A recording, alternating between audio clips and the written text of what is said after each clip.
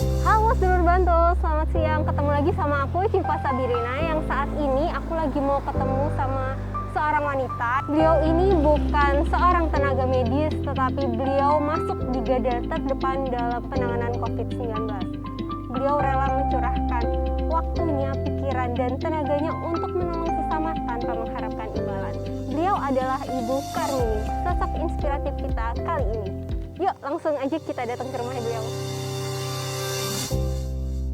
Ibu Karmini seorang ibu rumah tangga biasa, tapi kepeduliannya tidak biasa.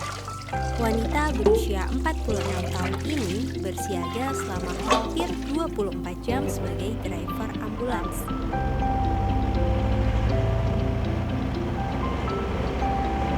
Tak jarang, ia juga melakukan rukti untuk jenazah pasien COVID-19 sebelum mengantarkannya ke pemakaman. Dengan misi kemanusiaan, semua ia jalani dengan keikhlasan.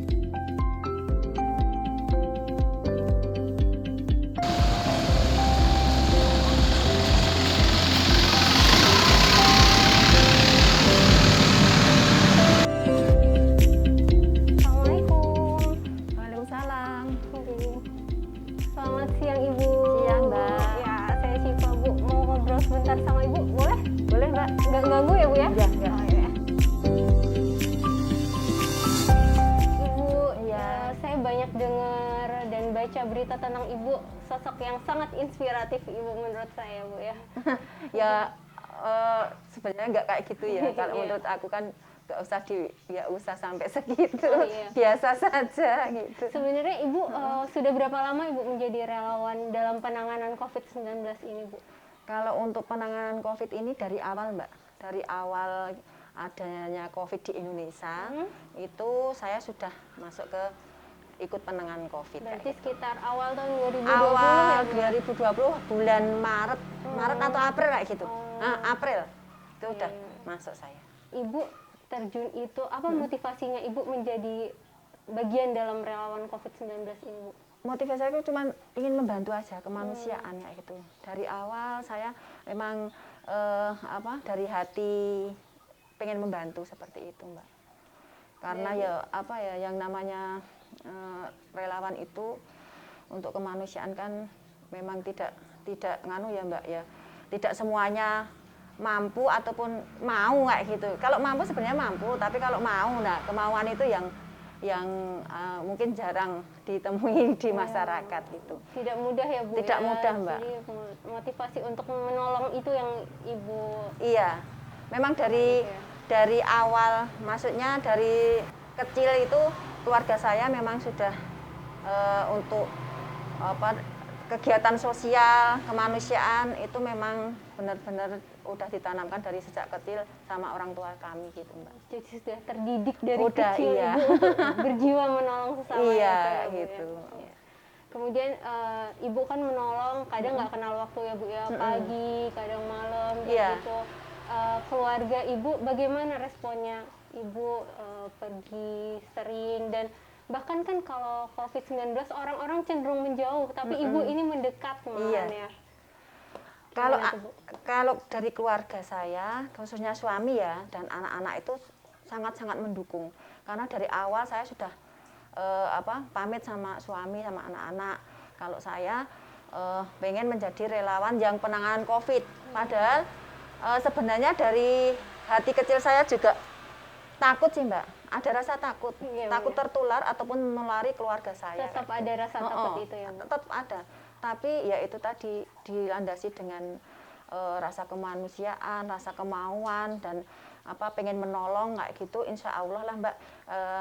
Yang pasti satu prokes, Mbak.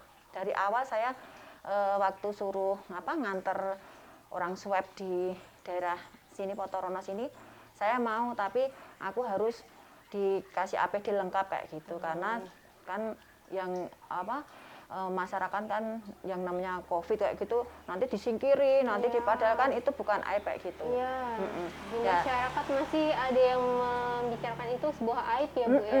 Ya pada ketakutan toh, Iya, terus kan. disendirikan, Iya. ketemu aja nggak mau, lewat aja kadang malah jangan lewat sana, ada corona, Iya. kayak gitu. Iya. Berarti Ibu intinya tetap prokes ya Bu Iya, ya? prokes yang Walaupun satu. takut, yang penting tetap prokes, bismillah. Ya, prokes dan berdoa itu yang utama. Berarti sebelum terjun menjadi relawan COVID-19 ini, Ibu kan sama sekali nggak ada pengetahuan Ibu ya tentang gimana penanganan, gimana membantu pasien COVID, seperti itu ya Bu ya? Sama sekali. Sebelumnya, maaf, kegiatan Ibu sebelum menjadi relawan ini apa ya Bu? Kegiatan saya di samping saya ibu rumah tangga, saya kerja di lembaga survei kayak gitu. Terus saya juga ikut ikut di LKS, itu lembaga sosial masyarakat itu untuk home care. Jadi menangani beberapa lansia kayak gitu. Kebetulan di desa di Potoro itu ada 40 lansia yang kita tangani dan ada 5 pendamping, termasuk saya pendamping di pedukuhan sini. Berarti benar-benar jiwa menolong itu udah tertanam di dalam diri Ibu. Iya. Oh iya. Kemudian dari mana Ibu mengetahui tentang teknik cara menangani pasien COVID, kemudian menjaga prokesnya, seperti itu?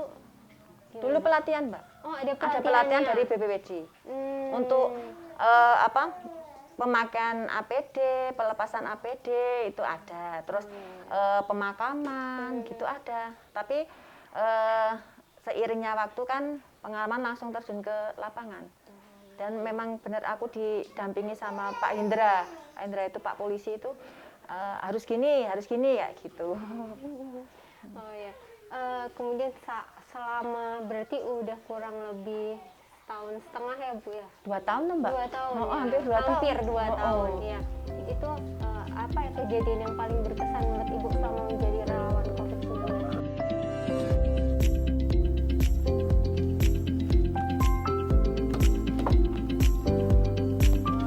Kalau yang paling berkesan aku waktu ini, Mbak, penjemputan di Rumah Sakit UII.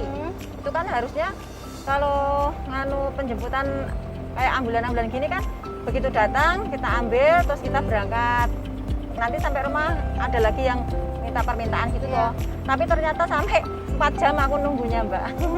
Kayak itu di base camp di bawah, jadi kan panas banget itu loh, kayak pakai APD kan. Mau Perjuangan banget ya, Bu, ya. Terus mau cari minuman jauh. Nanti kalau cari minuman pakai APD kan Orang dikira takut ya, Bu, orang-orang ya. pada takut. Jadi terpaksa deh sampai 4 jam itu kita Panas-panas. Panas-panas, Oh, iya. Oke, kita lanjut dulu Bu. ya. Nanti kita tanya-tanya lagi biar aman sih.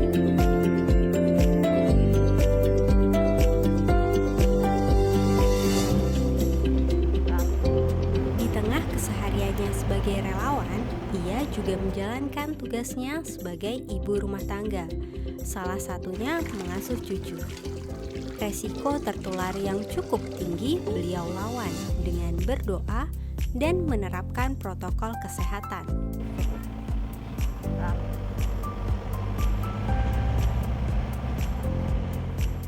Sebelum menjemput pasien COVID-19, biasanya Ibu Karmini dan tim relawan melakukan persiapan dari Mako TRC Abal-Abal yang berada di kantor desa Batu Retno.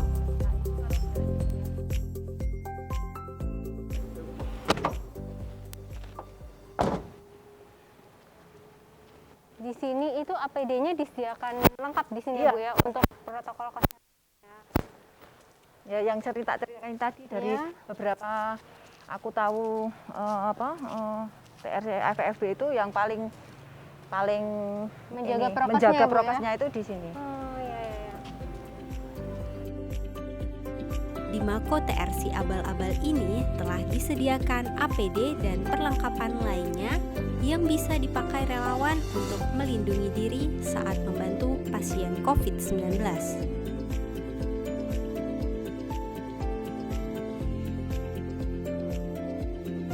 Bu ya, makonya Iya. Ibu ya. Boleh Iya. ngobrolnya di depan sini aja Bu. Ya, boleh. Ya. Biasanya dari persiapan untuk berangkat itu berapa lama Bu? Setengah jam ada. Setengah jam ya.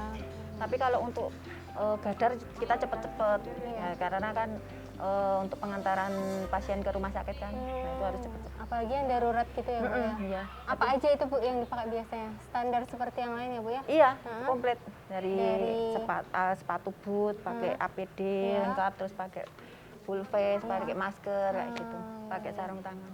Iya, iya, iya. Iya. Itu semua sekali pakai atau ada yang sekali pakai dan ada yang bisa dicuci dulu? Ada yang bisa dicuci, ada yang sekali pakai. Oh, Iya. iya, iya. Iya Bu, tadi kan saya tanya yang paling berkesan tuh Bu. Kalau yang bikin sedih ada nggak Bu? Maksudnya sampai ternyata seperti ini ya gitu Ibu Ada, dalam Mbak. menangani pasien COVID Ada. itu.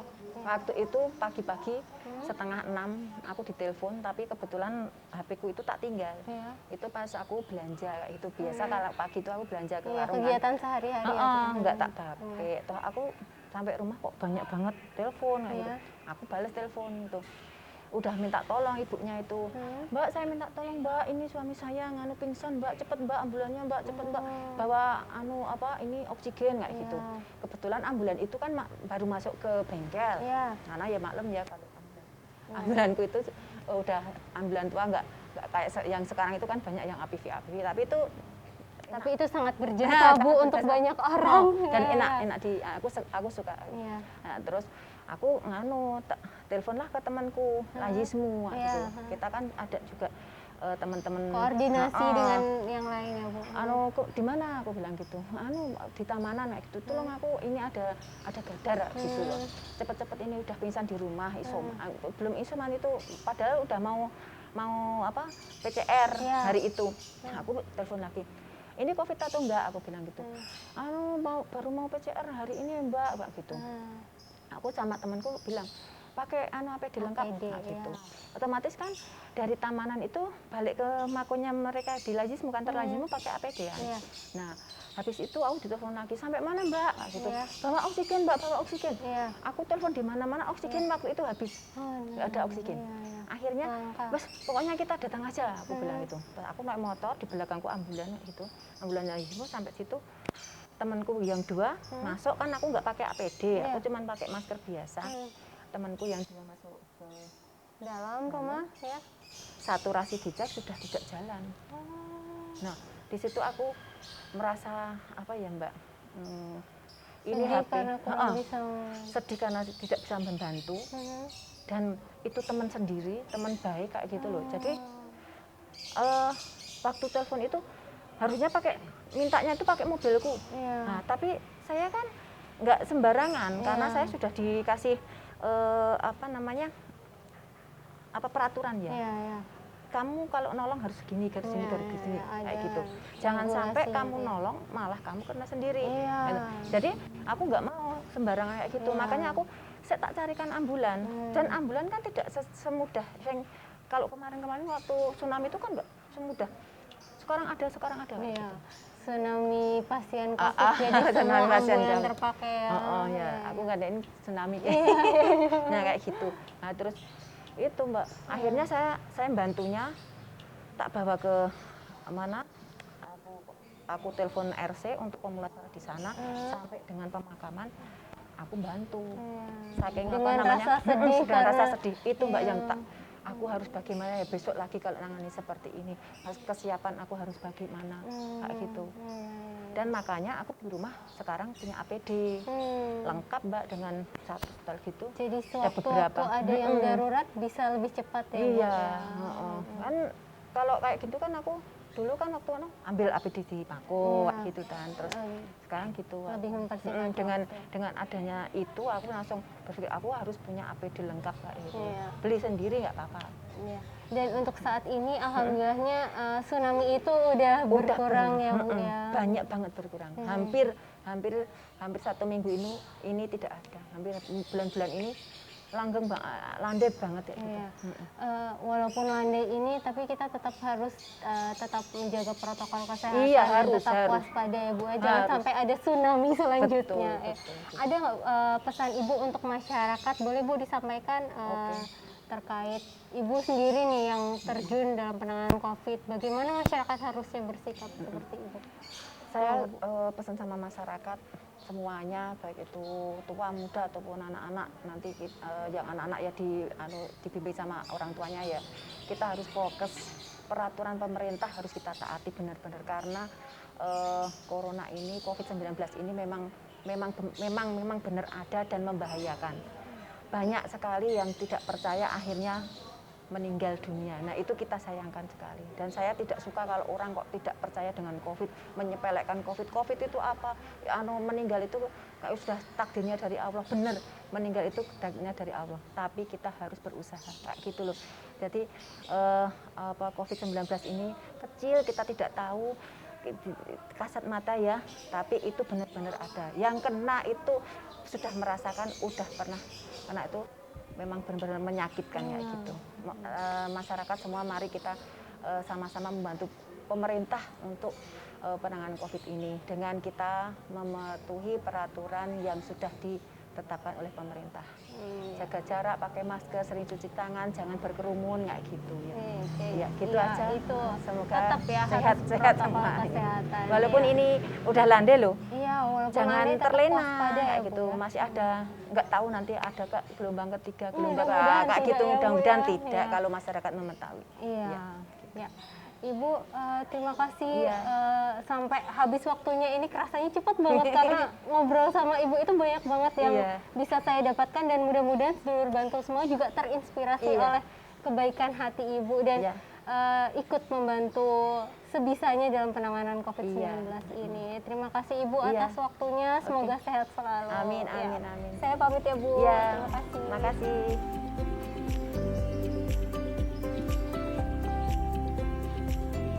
Ya, sedulur Bantul, itu tadi perbincangan kita dengan sosok inspiratif kita kali ini, yaitu Ibu Karmini. Beliau adalah satu dari sekian banyak relawan yang telah memberikan waktu, tenaga, dan pikirannya untuk membantu kita sesama pasien COVID-19.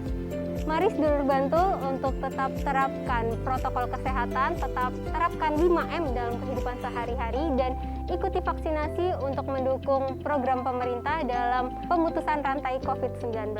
Ya, dan jangan lupa like, komen, dan subscribe YouTube-nya Bantul TV. Oke, saya Cima Sabrina pamit. Sampai jumpa di episode selanjutnya.